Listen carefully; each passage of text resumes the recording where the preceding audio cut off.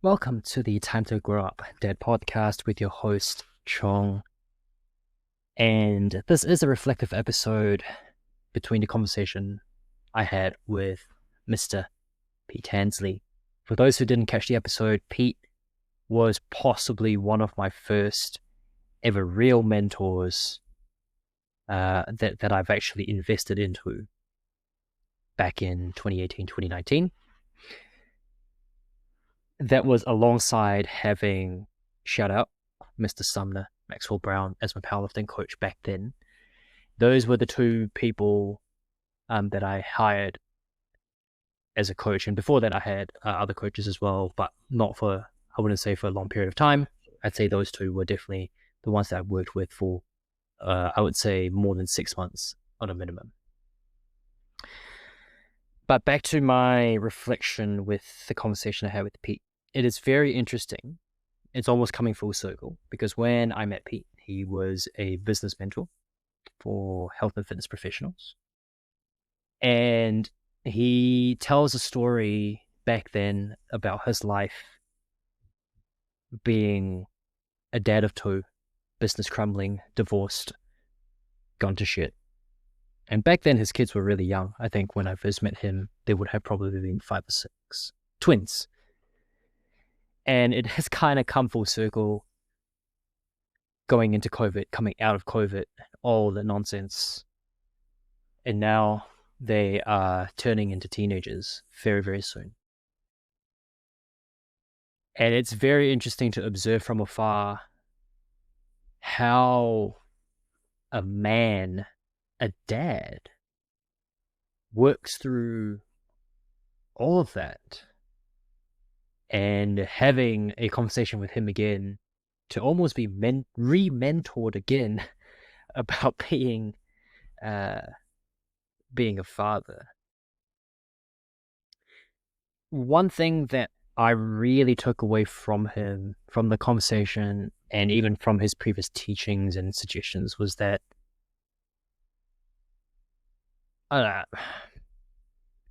to your best abilities, and I'm paraphrasing hugely here, but this is my personal take.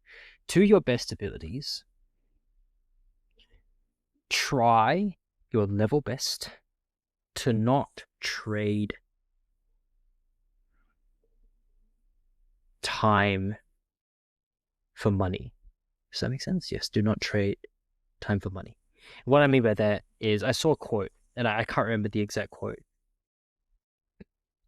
but it's something along the lines of like, if you're really wanting to spend a lot of time with your family, it is very important to understand that if you're trading time for money, so you're working an hour and you get a certain wage, there is a possibility, not always guaranteed, but there is definitely a possibility where you might be put in a situation where you cannot spend as much time as you like with your family, kids, wife. And I understand that not everyone has this luxury of starting a business and not necessarily trading time for money, but actually just making money in your own, on your own terms. That means you work the hours you want to work, but you provide a service based on the value that you perceive the service to be. And that's definitely something as a big takeaway I learned from Pete, for sure. Because that, truth be told, really enabled me to see that it's not about how much money I make. Yes, of course, money is important. Don't get me wrong. Like all the conversations I had with all the parents on this podcast or outside this podcast, I think everyone knows that money is important. Of course, money is important. You have to put food on the table and put a roof over your head. What I'm saying is that outside of the basic necessities that you provide for your family, good food, heating, a bed, shoes, the basic stuff, right? We're talking basic human needs. It has come to my attention that what kids really want is your presence. Something he said as well is when kids are really young, and I definitely observed this with Henry, and I'm sure Marcus kind of comes around and be the same too. When I'm on my phone, they tend to get very agitated. And Henry's not even 2. It's insane, because they could literally detect your presence. Like if you're not there, they know and they want your presence. And the example that Pete used was sometimes working on his phone. The twins are obviously pushing him a certain way, like, you know, like they're being very whingy, they're being very whiny and crying and all that kind of stuff. So that's number one. They're being present is very important. And how to obtain more time to be present, I think back to my initial point is like, if and when possible, try to start something as a bit of a side hustle, just so that you're not always necessarily trading time for money. I think I said that right. You get the gist. You get the gist. Something else that he also mentioned is, as a parent, you don't really have a lot of time for yourself. Therefore, when you do have time to work, or when you have to put in the work to actually make money, ironically, really make sure you're focused. I struggle with this a lot. Like, ironically, I'm not very good at focusing for whatever reason. Maybe I need to work on my own personal mental health stuff, which is, you know, completely valid. But one thing that he says a lot, which I do take away from this, like, have a mantra. Start your day with a certain mantra to get you in the zone to do some of your most productive work, whatever that might be. Writing an email, getting a workout in, making coffee, meditating, writing a book, whatever it might be. Have a mantra, because that sets you up in order for your mind to know, like, all right, it's go time. Ironically, most people and that I know of, the mantra is coffee on the table. When you have coffee on the table, you get the first sip of coffee, you're like, holy shit, it's time to go. That in itself is a mantra. So I think it is very important to find your mantra. When you are focused and you're able to do deep work, look up the book, Cal Newport, Deep Work, if you agree with his teachings. That's aside the point. Point being, if you're able to be productive or do deep work in a shorter amount of time and produce the same results as you would potentially working for 8 hours, guess what? Like, that's cool. That means you have more time to spend with people you want to spend with, which also means you are able to foster a much better relationship with your kids, family, and all that good stuff.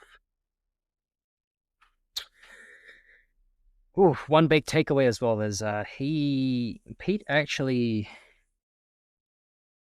sort of asked me a question, which, to be fair, I was kind of thrown off a little bit. I think he kind of asked me, like, can't remember what it was. Now that slipped my head. I know Pete asked me a question. Double back to the episode and check what he asked me. See, like even this, like, you know, my focus runs. Quite. I'm everywhere. But incidentally to that point, one of the things that he definitely brought up is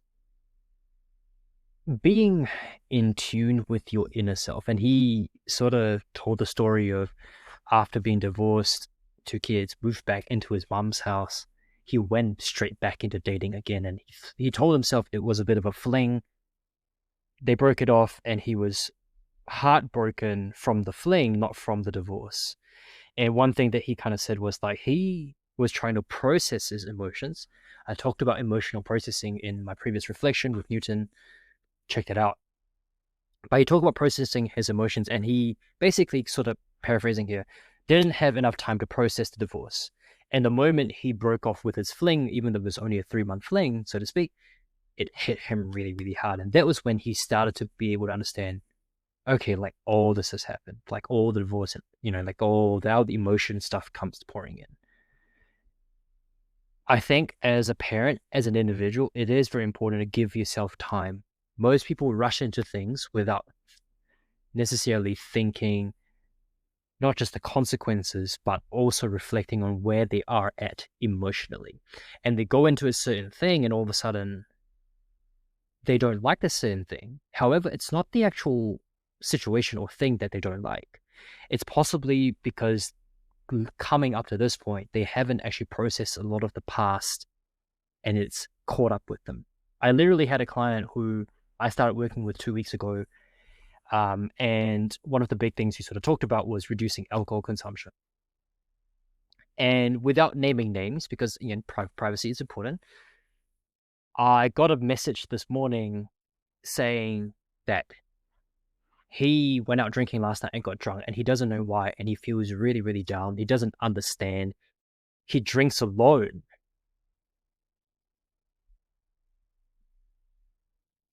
Emotions take time to be processed. And if you are unsure, it's generally good practice to try to make sure you don't make decisions based on trigger responses.